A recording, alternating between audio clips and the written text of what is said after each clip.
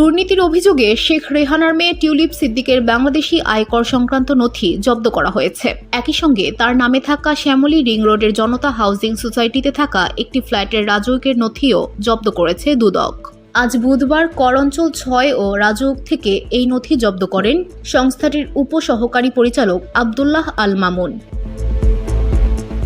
নথিতে 2006-07 থেকে 2014-15 সাল পর্যন্ত আয়কর রিটার্নে অ্যাডভান্স টাওয়ার্স ডেভেলপার্সের 5 লাখ টাকা প্রদর্শিত রয়েছে।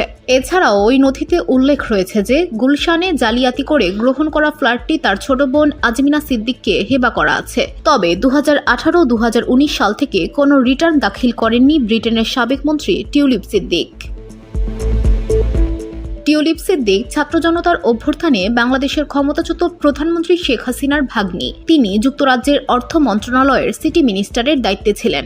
দুর্নীতির অভিযোগ উঠলে গত জানুয়ারিতে সমালোচনার মুখে তিনি এই পদ থেকে পদত্যাগ করেন। VOD Bangla news desk.